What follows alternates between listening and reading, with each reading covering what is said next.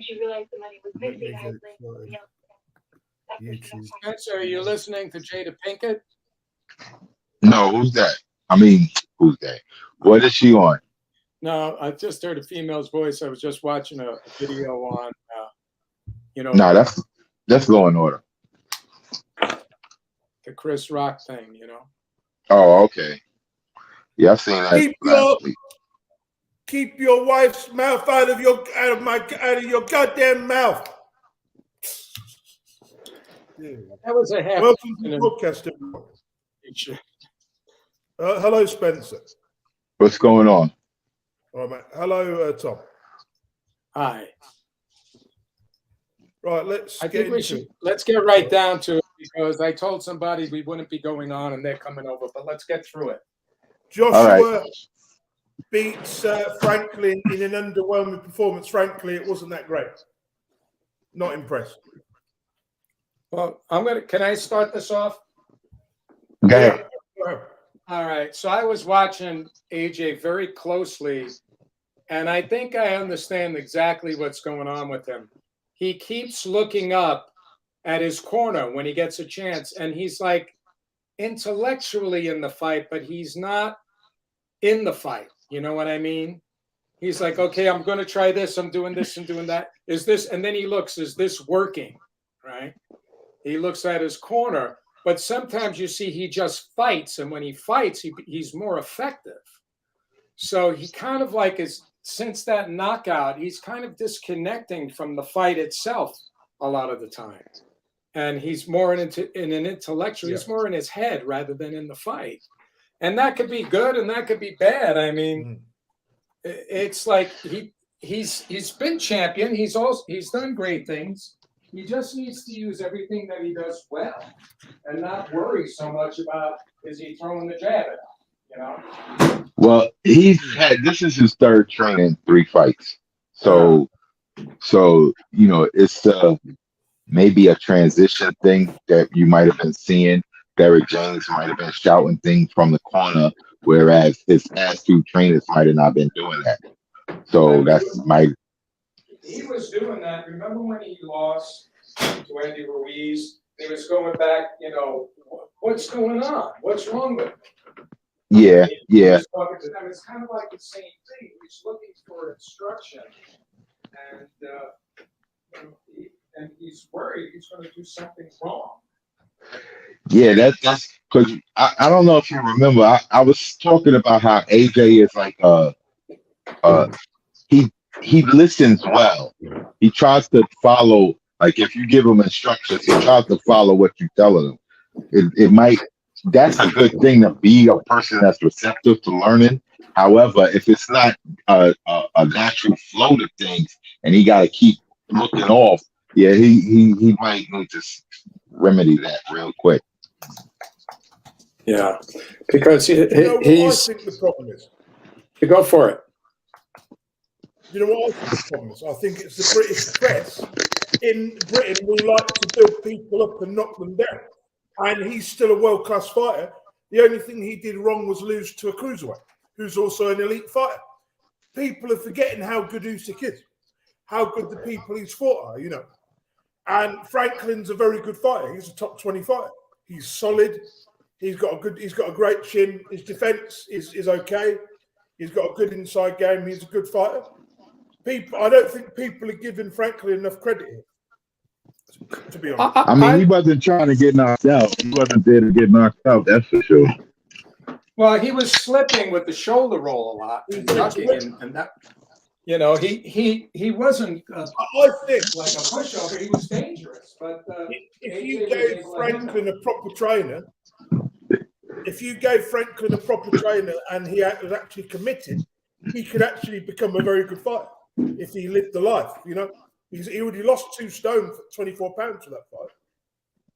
I believe with Joshua, you've got to be careful who you match him against. You can't give him a Joyce or Zhang or anybody in the top 10 because they'll beat him. Joshua, he's gonna fight somebody like Emmanuel Charity. He's gonna fight Dylan White. They need to do his combat right. Yeah. They shouldn't have given him Franklin as a first fight. That's not a good fight. to put somebody in there, somebody as good as him, to come back. He needs Well- an easier fight. I even said this.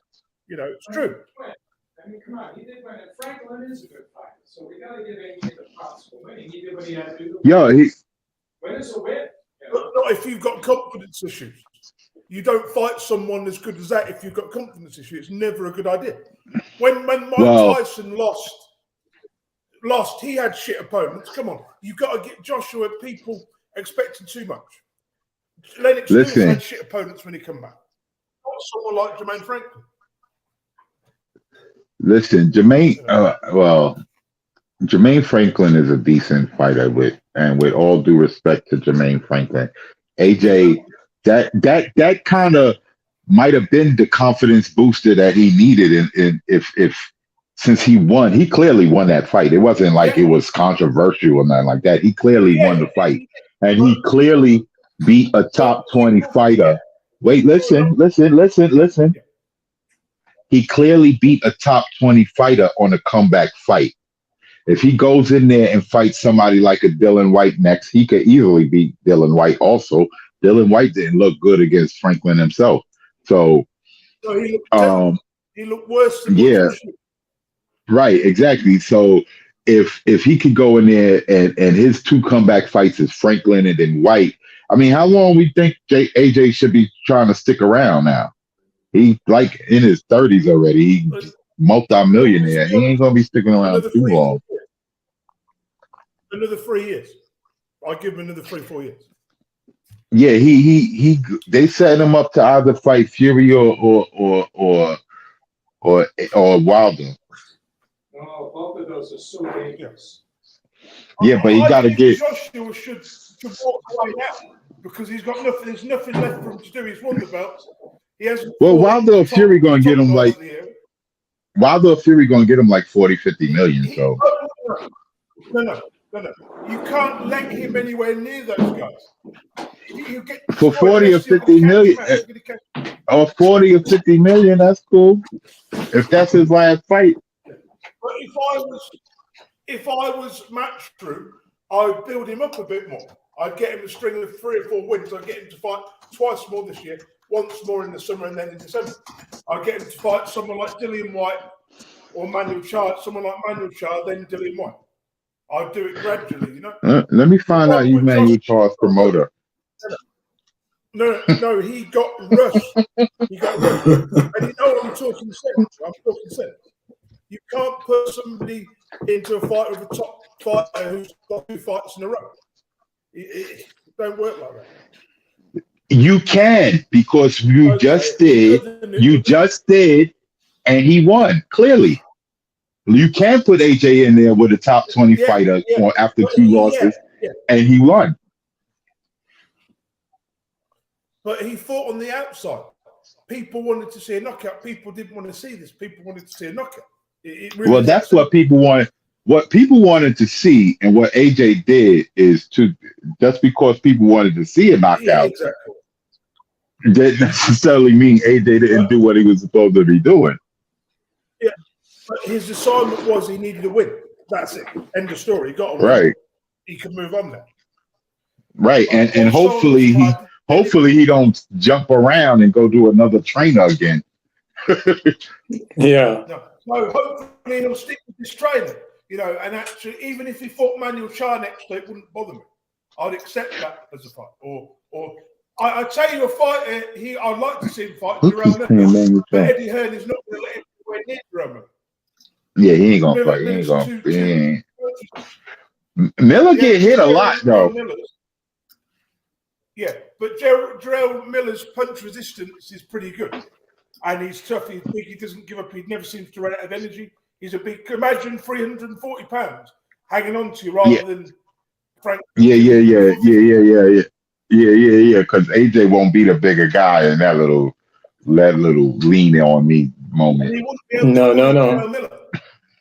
No, he wouldn't, right. He'll get drained out. He'll get drained quickly. If Joshua was to get in close with Jarrell Miller, he'd lose. He'd get knocked out. So the only way he could beat someone like Miller is by doing it on the outside and grabbing, keeping it on the outside for 12 rounds and not engaging with him, Yeah. Right. Well, Also on this card, let me finish.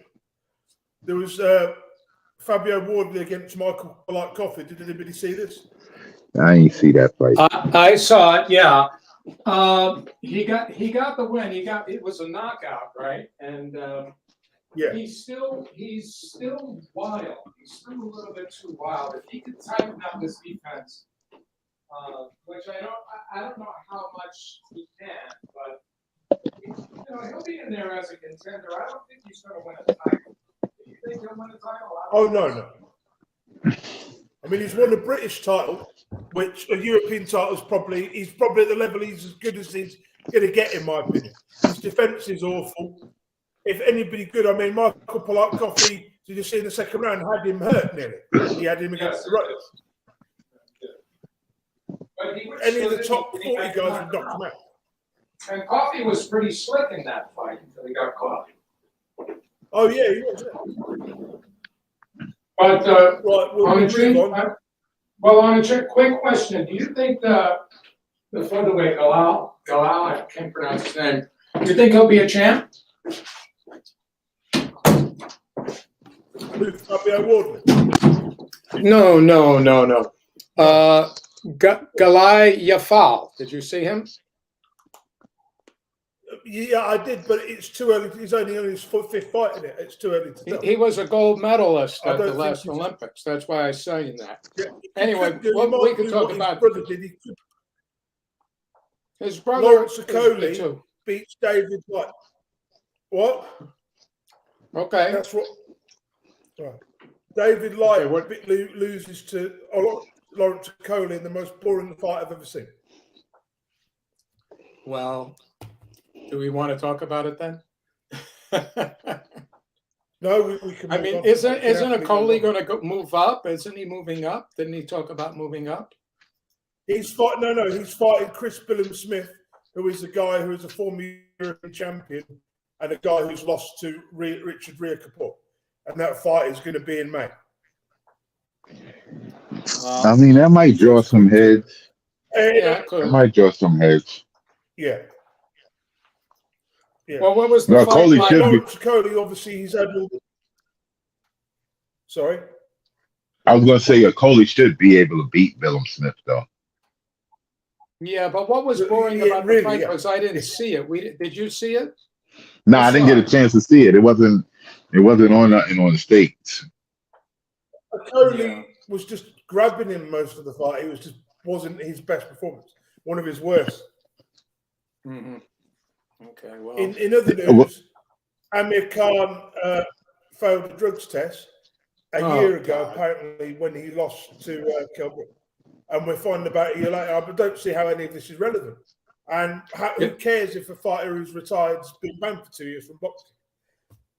I don't see why they'd come out of it. Why? It's kind of silly if you ask me. I mean, Yeah, what's the because point? especially since he wasn't the winner. Yeah, really. And he had no plans of. He retired, didn't he? Right, like he wasn't winning. He wasn't talking about coming back to fight Conor Ben. But he's not relevant. Why are they bringing up a guy who's not relevant? Exactly. Who hasn't been relevant for about 5 or 6 years? All right, you know what? Why we doing it? Yeah, it's Let's just it's move funny on. to mention Let's it. move on. It's a good point. It's a good point. It's just stupid. Fucking hell. Usyk versus Okay. Dubois, is that next? Yeah. Usyk. Yeah, the WBA have ordered Usyk against Dubois, which is a fight I hope never happens because it's a terrible fight. It's just weird that I thought the IBF was first, and for the WBA to jump ahead of him. Yeah, because Herkovitz was the thing after Zhang, I believe. Oh, yeah, mandatory. And then Joyce is the WBA interim, but not the mandatory, but he's the number one contender, but not the mandatory. Well, yeah, they supposed to Does that make fight too. sense? Like he got, like Usyk actually has, if he defends his titles, he actually has a decent 3-fight up ahead in Dubois, Hergovich, and Joyce. You know what I would do if I was Usyk? I would vacate the WBA belt because there's no money in a fight against Dubois, is there? Really, there's no real money in that fight. Maybe in England, or the Saudis may want it. I just don't think there's any money in that fight. I think if Usyk might, vacate the belt or something, or become champion in recess, which he could easily do, couldn't he? And then he could fight Hergovich instead, or if not, just vacate the IBF. Wait, you think Dubois? Wait, you think Dubois don't give him money, but you think Hergovich is a better paying fight? It's more dangerous. No, Hergovich doesn't. Joyce does. If it were me, I would get him to vacate. He might be in a position where he becomes champion in recess, and then he could vacate the IBF belt and just fight Joyce, and then he can forget about the other belts. I think that's the point we're getting to. What do you think?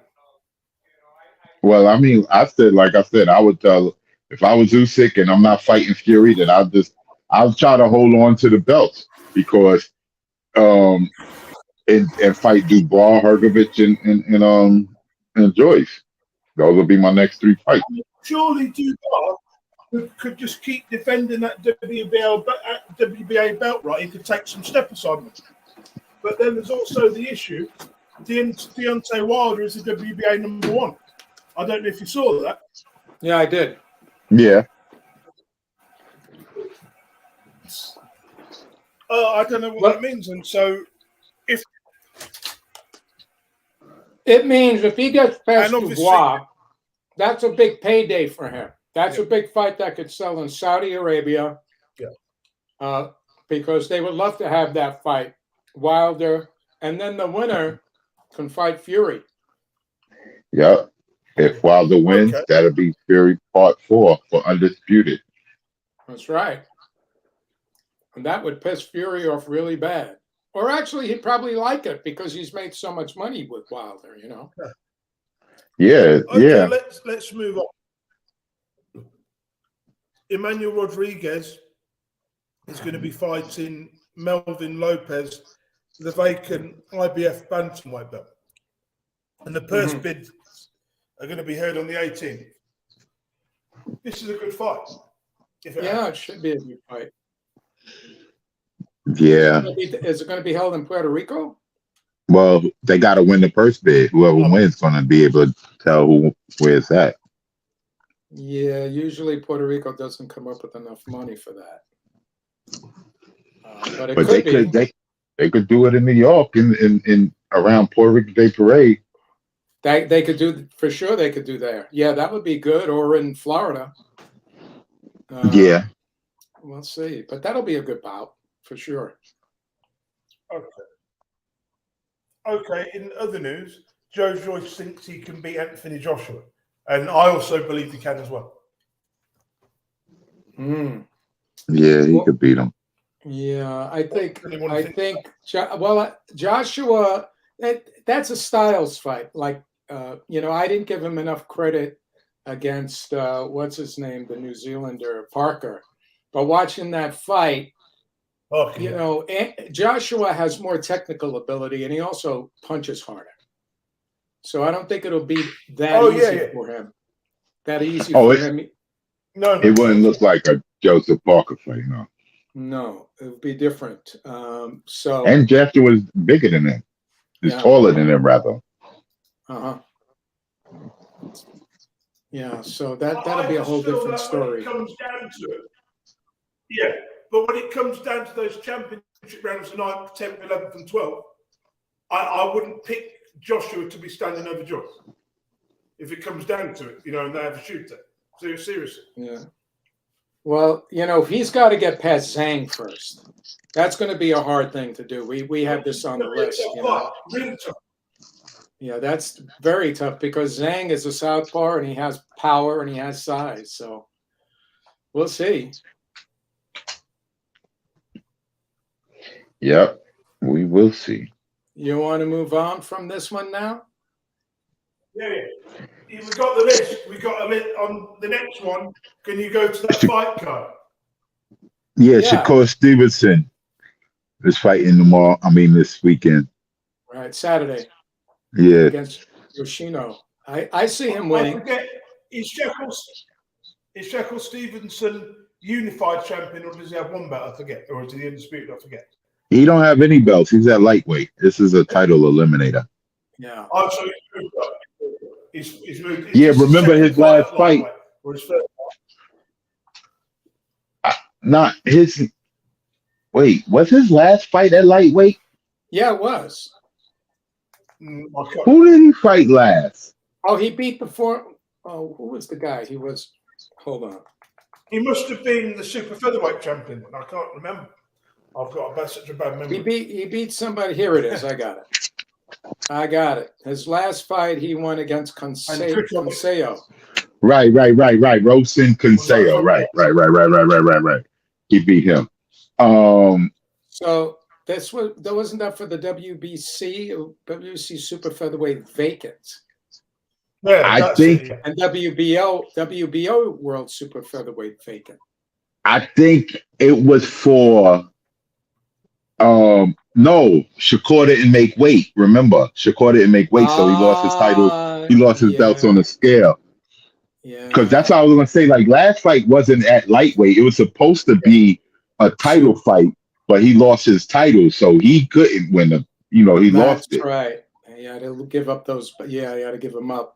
Well, this one is for a lightweight eliminator. So, where would that put him on the rankings then? Where would that put him on the rankings if he wins? No, he's probably in the top 5 already. This is probably going. If this is a title eliminator, this is something that they're doing. So Haney's about to fight. Lomachenko, right? Yes, that's right. So since they're about to fight, I think the winner of that fight is going to fight the winner of this fight. It's possible. Well, I'm pretty sure what's going to happen is Haney is going to move up after this. Okay. And Lomachenko may go down to 126.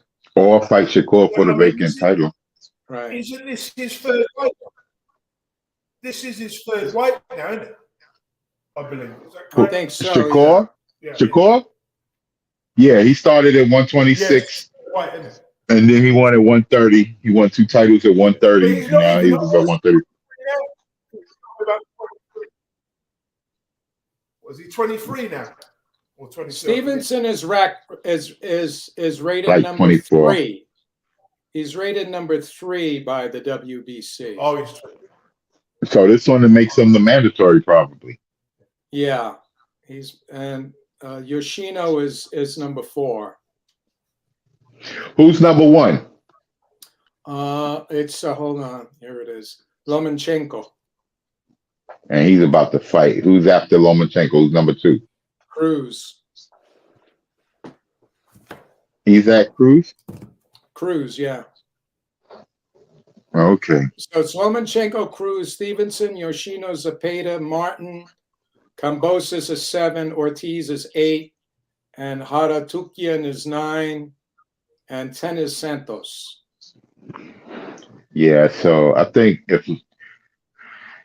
if Haney moves up, then he's going to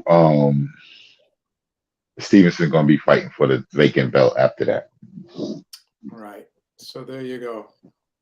So what's it called is on there? Big Baby's on there. On that card, right. Yeah. Go ahead. Next on that card, you've got George Arias against a guy who I'm very impressed with, Jared Anderson, one of my new favorite heavyweights. He's listed as 11 in the WBC right now at 13-0. Parker is 10. Wow. Yeah. I believe that Jared Anderson is getting to the point now where we're going to find out how good he is after this fight.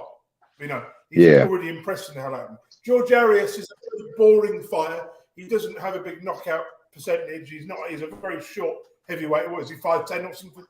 He's very short, George Arias. Yeah, he's definitely an undersized heavyweight. He should be fighting at Bridgerweight. Who's Yeah, that? he's not Arias? Yeah, I mean, it's why is he 11 when Caballero's 23-0 and he's only 13-0? And you have guys like a Jabba who's got a better record, and Hergovich is number 15 and he's 15-0. I guess they're fast tracking him. yeah, and it might be the people. Who did he fight last time? Because it can't be because of the competition level. No, Jared. John Last time Coffey. who we Was fought, it John Coffey? Jared Anderson. Hold on, I'll tell you. It was somebody we know, but I can't remember his name. Yeah, here it is. I got it. Oh, So the he last beat dude, Jerry Forrest. Jerry Forrest. Jerry Forrest, right? I was gonna say the dude that gave Homeboy some That problems. was, yeah, he got really good. Yeah, that's right. Well, he should win that one. Well, this is a good card. You also have Keyshawn Davis on it versus Egypt. Yeah, man, they fast tracking him up because Gidget, ain't he a former champion or something? Yeah, he was. Yeah, so this is definitely, they got Shushu Carrington on the card too. This is definitely going to see if he's ready for prime time. Keyshawn. I think Keyshawn will rest. He's tough. He's good, but he's also tough. I mean, he's got that. Sean, is it Sean? I forget his name. Davis something. Really good fight. Yeah. He's fighting next, isn't he? Yeah, that's what we were just talking about. Keyshawn He's Davis, fighting again. He's Anthony fighting Yidget. hard. Yeah. Yeah, he's very good. Yep. And yeah, so Let's move on to the next thing. next card also on Saturday is Fundora versus Mendoza. This is for the interim WBC super welterweight title. Which one is this? This is for the interim junior middleweight title, WBC. Oh, okay. Hold on. Fundora versus Mendoza. Right. Fundora. Well, that'll be good. His size is so weird, isn't it? Yeah, man. It's So weird. It's just, I mean, he could put on a lot of weight. I don't know if he can. You know. I don't know if this card is accurate, but they got Chris Ariolas fighting on the card.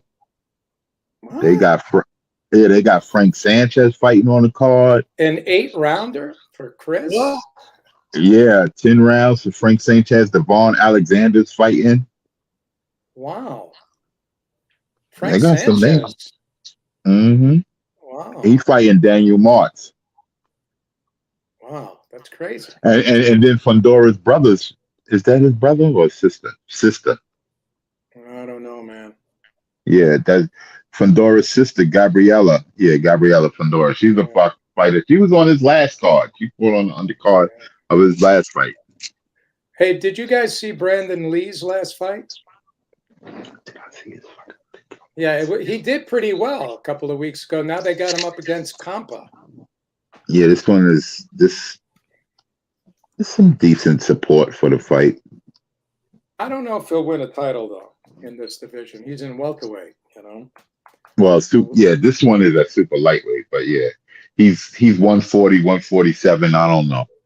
It's going to need some really creative matchmaking in order for him to get there. Well, we'll see. We'll see. All right. What do you got next? Jose Benavidez wants his son to Who fight else is on the Bivol. Jose Benavidez wants his son to fight Bivol or Beterbiev instead of Canelo. Oh no, that's that. Oh, I don't know about that. Well, yeah, I don't know if he's ready.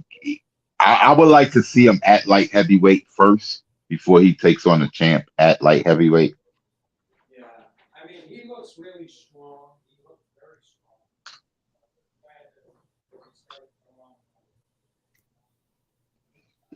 strong. He might have better success against Beterbiev than he would against Bivol.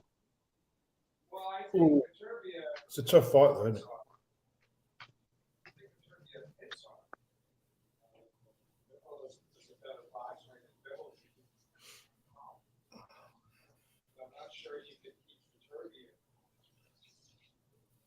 You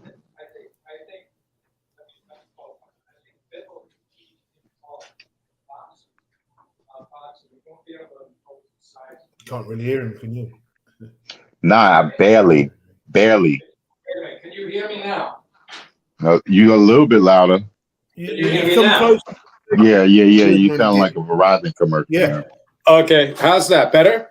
Yeah, much better. Okay, I think Bivol is a better boxer and will be able to outbox him and keep him off. But I think with Beterbiev, if it gets to an inside fight, Beterbiev will maul him with a very similar tactics that he would try to use in a similar situation. Although I think Beterbiev has lost about a half a step, but I still think he's strong enough to impose his will on. Yeah, I mean, I think, like I said, I would like to see him fighting somebody at light heavyweight, see how he would be. I mean, he's big enough to be at that weight, at light heavyweight with no problem. But I still would like to see him against somebody else first if he's to go up there.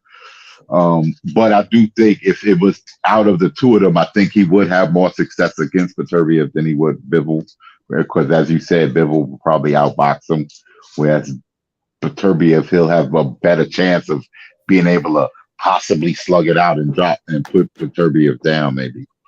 Hey, Nathan, wait, let me say this. Nathan, Yeah. you were right about Yeah. picking Benavidez against Plant and what you said, what he was going to do when he got close to him. What do you think about him fighting these other two guys? I want to get your opinion on this.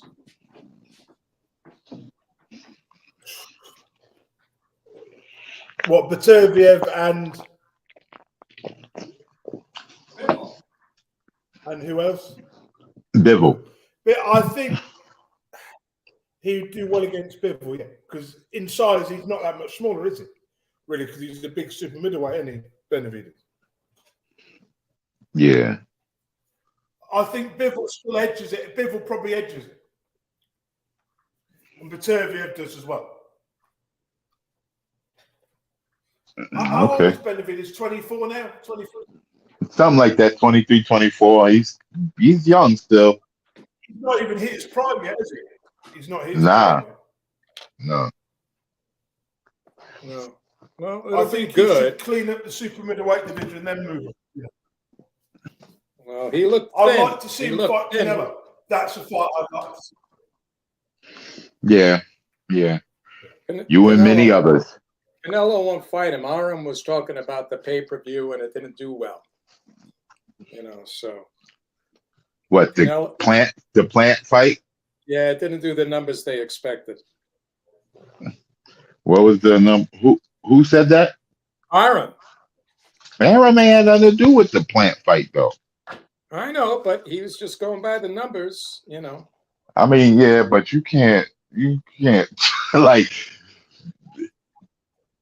using an Aram critique over something that's a Heyman production might have some type of bias to it.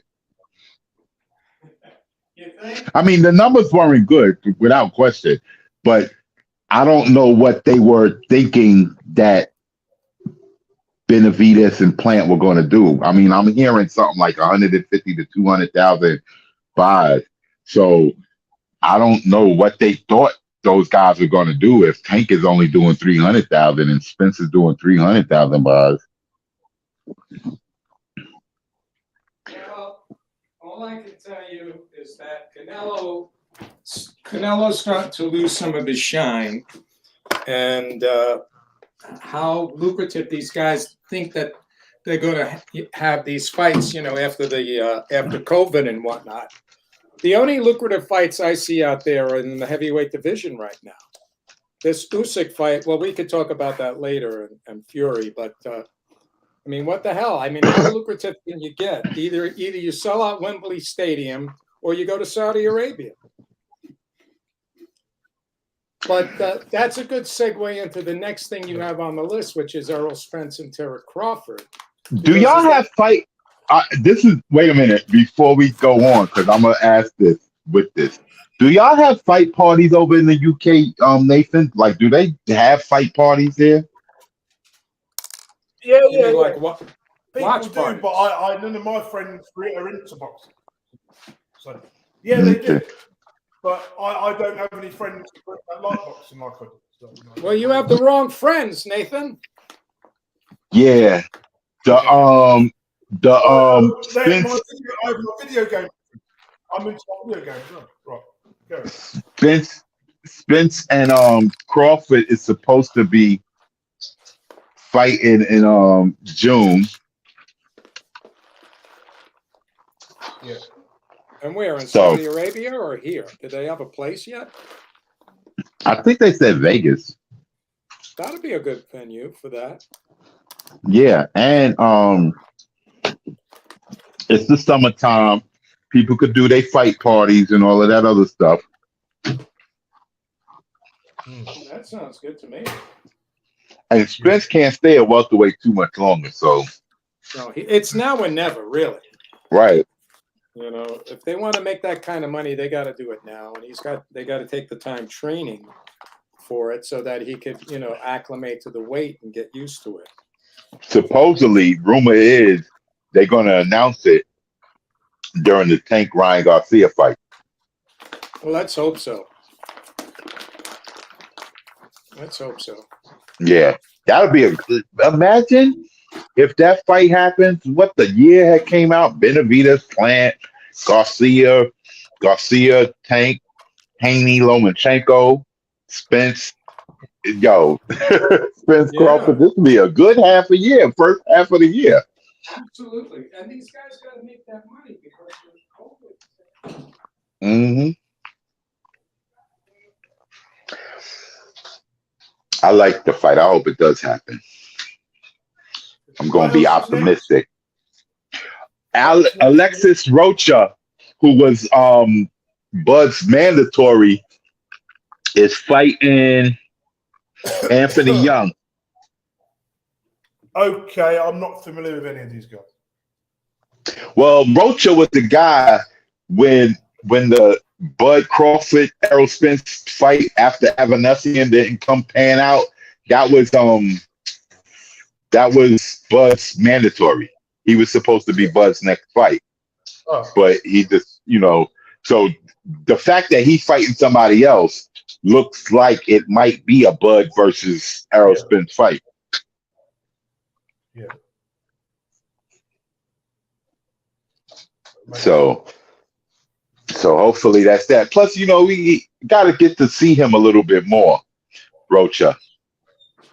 That'll be good. But you're right. That's a good clue to what's upcoming with Spence and Crawford. Right.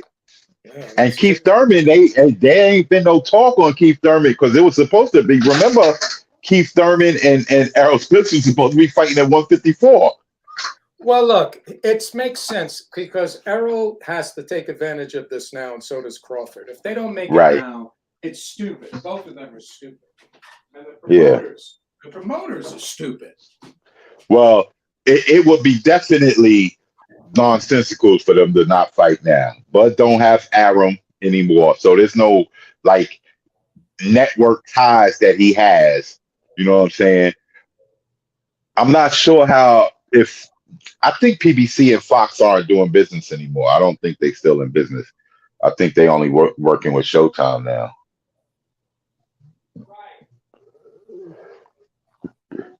All right.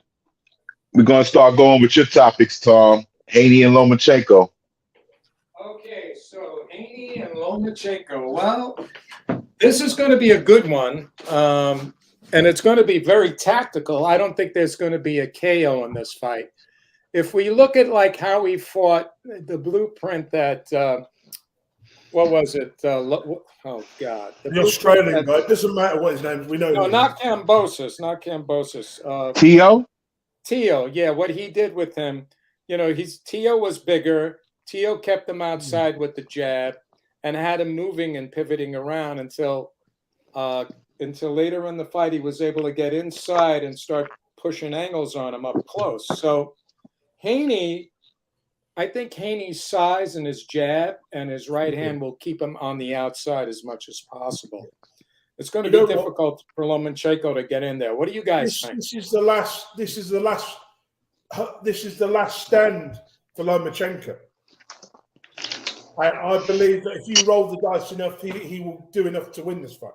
Nobody's kept that belt. Have you noticed since Lomachenko lost that belt, nobody holds on to it for more than 2 fights?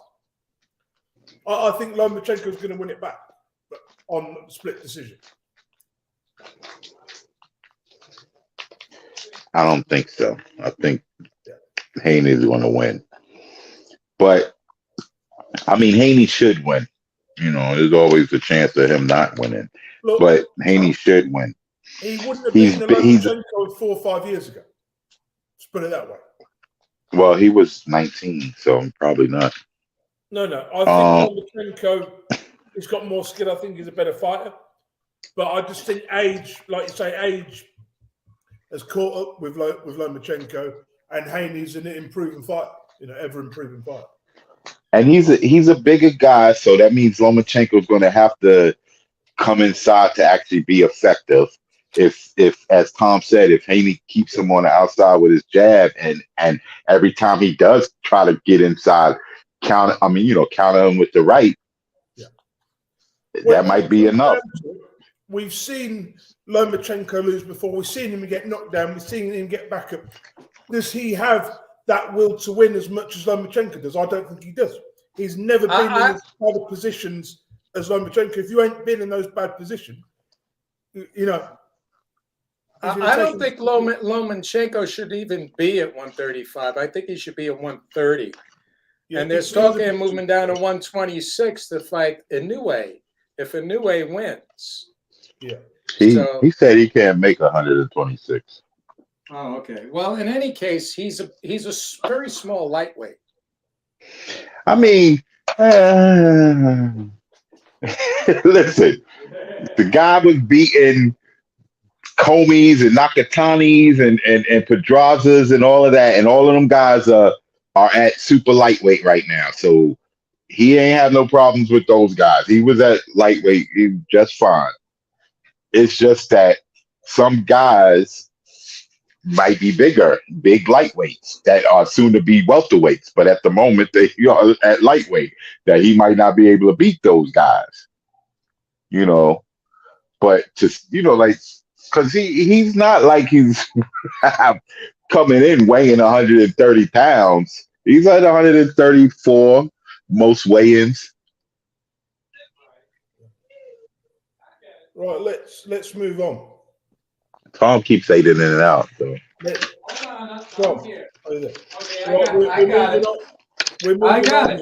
I got it. So, did you guys see Roy Jones fight?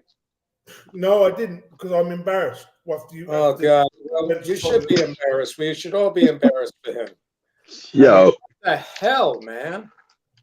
Roy Pettis is a 33-year-old man in his prime. Very good UFC fighter, former world champion. And Roy Jones is a 54-year-old man. To me, that says it all. When are they going to stop letting these legends embarrass themselves against them? When somebody gets hurt, that's when it's going to happen. If they're doing it with other boxers who are the same age or same sort of level, that's fine. But not with prime UFC fighters. It doesn't make any sense. I think maybe Roy thought that since he was a UFC fighter and he's not a boxer, that he was going to be able to beat him. Well, Evander Holyfield, look what the same thing happened to him. We've got to stop these mismatches. Yeah. Hey, Jose Chavez Jr. lost to an MMA fighter, and he wasn't 50. The MMA fighter was. I know he's the most Scottish Mexican I've ever seen. He was Scottish. Yeah, he was a disgrace to his pop's name for real. This goes on his record. This fight actually goes on his professional record. If it wasn't on his professional record, I don't think it would matter something. But why is it on his record? It shouldn't be on his pro record. It should just be an exhibition. But he doesn't Wait. want to do exhibitions. He said he Wait. didn't want to do exhibition. Roy Jones. Yeah, it Well, was exactly. it was a fight. It wasn't an exhibition. So let me ask you this: didn't Roy Jones retire and go into the MMA or something? I mean, did the Hall of Fame or something? Yeah, he did. Yeah. Yeah. He retired 5 years ago when he beat Tommy Gunn, who was a bare knuckle boxer. But they shouldn't put this on their professional record. This should be exhibition stuff. You know, it's embarrassing. Imagine looking at you've lost a fight to a 34-year-old man who embarrassing.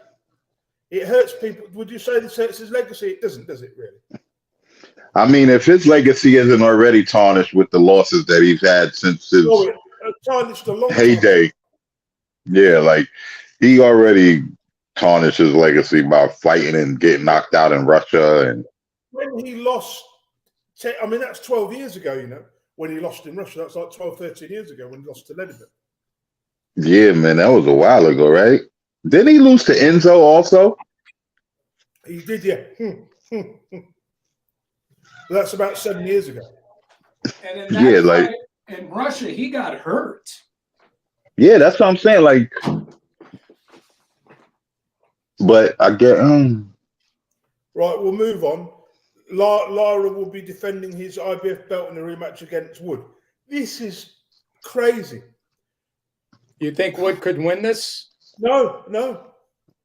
I think he'll get an even worse beating second time. I know the first fight was close, but I don't see any way he beats Lara. I just think Lara's too powerful, you know. his ass need a new trainer. Yeah, I mean, he wasn't doing poorly. He was winning a fight. I know, but he You got know caught. what Wood should do? He got dropped. It was like 10 seconds left in the fight, and his corner threw in the towel. Like that was crazy. Lara will end his career. See, I'm serious here. Eddie Hearn should be saying, look now, don't want you to have a rematch. I want you to fight the other guy. He should be fighting the other guy who beat Warrington. Not Lara, because he beat the other guy who beat Warrington. They've got to do it. You know, Lee Wood's 34 years old. They've got to be a bit smarter than this. If he loses again and gets knocked again, where does he go after that? He's still got value, you know. If he was to fight the other guy, say if he was to fight Josh Warrington next, beat Josh Warrington, which I think he would, then he could fight the guy who's the IBF guy, Lopez, you know. Do you agree with me with that a little bit? This is a bit of a silly fight to make. I mean, he can fight Warrington next and let Laura and Lopez or whatever his name is, the IBF guy, unify. And then if he beats Warrington, rematch either Laura or, you know, fight the winner. But not under two losses. I mean, Lara is now more or less promoted by Matchroom a little bit. And so is Lopez a little bit now. So both of them are kind of like under the Matchroom umbrella. I just think, yeah. They like, come on, Eddie, keep feeding me these English muffins. No. If you've been knocked out by somebody, don't have a rematch with them straight away because the same thing's going to happen again. You know, seriously, there's no thinking behind this. He should come back, have an easy fight. Wood might be mad at his corner for stopping the fight, and he might have thought that he could have regrouped and won. They did him a favour. He would have been unconscious on the floor. He was about to get we all saw that it was about to be a tragic knockout. They saved his life. They saved his life, in my opinion. Hey, maybe I'm old school. I would have wanted to see him try it. You know, they should have let him. Like they threw the towel in. It was like you have to. He could have. We don't want any. Who's that guy? That South Korean guy who died in the 80s? Sun Moon Silk, whatever his name is. Dooku Kim, but we don't want another one or another Emmanuel Griffith. Is it Emmanuel? No. Is it? Listen, we don't want any Pritchard Colognes. No, nothing like that. But what I'm saying is, anyway, we got a difference of opinion. I would have let him go on for that 10 seconds. Yeah, I thought so. I would agree with you. That 10 seconds. I think he could have survived, but then again, you never know. In the next round, and then he had the right, but then he would have had a whole minute. At least give him the minute to regroup. You win in the fight. As soon as the first sign of trouble, you're going like, yo, throw in the towel. He's in trouble. Let's go. Like, come on now. Lara is like the Wilder of the Deontay Wilder of the featherweight division. He's that dangerous. Seriously. He hasn't got much skill, but he's dangerous. Yeah, keep fighting him. You keep fighting him. Well, you see, exactly what Spencer's saying here is why there's a rematch. Because it's like, well, wait a minute, he should have won on. So let's see, let's have a rematch. Well, that's your opinion. I'm not of your opinion. I'm very sorry. I'm just saying why they're justifying it. Do you understand what I'm saying? I'm not disagreeing with you. I think he's going to lose again, and it's going to be faster. Even more brutal. Yeah, I think it's going to be faster. Because he took punishment, severe punishment, and I think Lara has more dog in him. But that's why it's justified. So I think anyway, the fights with Conlon and the other guy he beat have caught up with him. Those kind of fights have all caught up with him. Yeah. Right, we'll move on. What is your opinion as to why the Fury-Usyk fight fell apart? Fury wanted too much money. Priced himself out of the fight. Nah, that ain't it. I don't know what it is.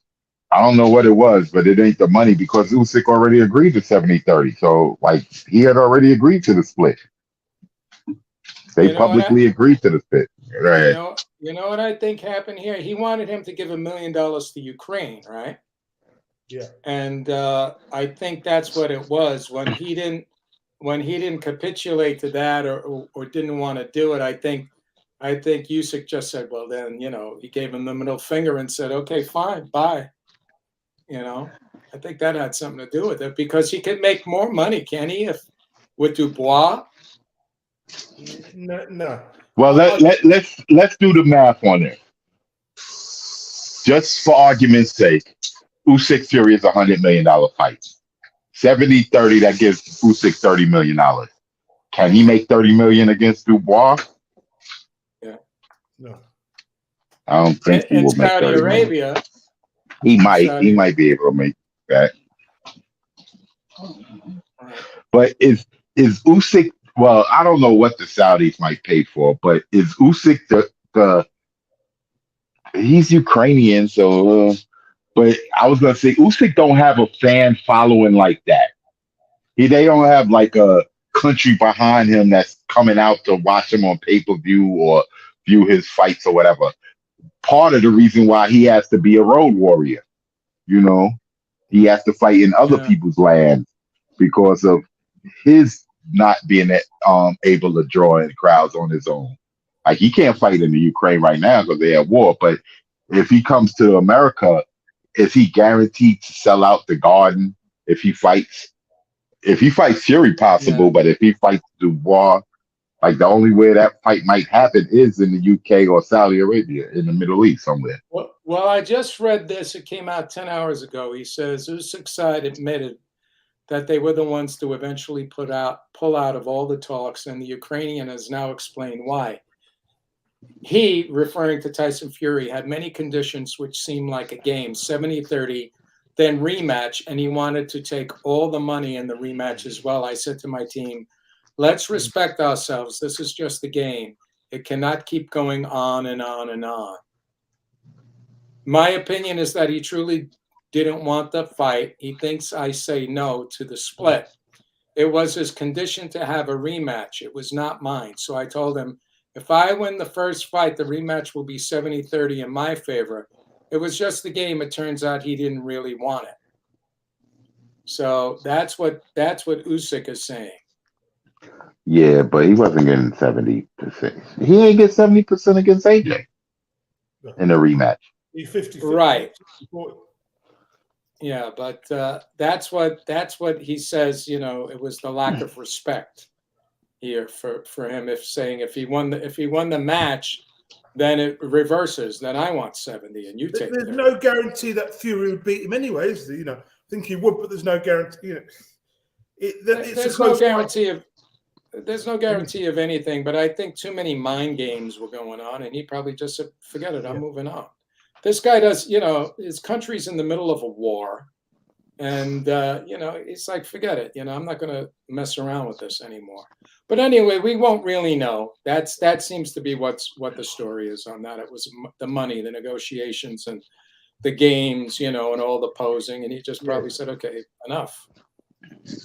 I mean, I don't know about you guys, but I work with a lot of Russian and I work with a lot of Ukrainian people. Yeah. They're very proud people and they're very well-mannered. Very well-mannered people. They don't take it they don't take disrespect very well. They'll either fight you or they're going to walk away. Wow. Anyway, let's go on. Ramirez. Because we already covered Dubois and the possibility of facing Wilder if he wins. But Ramirez won the title. It was a good fight. Did you guys see it? Yes, I did. Yes, I did. All right. Did you think that was a knockdown in the 12th round? Because I did not. Pass me a cigarette. Oh. Pass that woman a cigarette, please. Let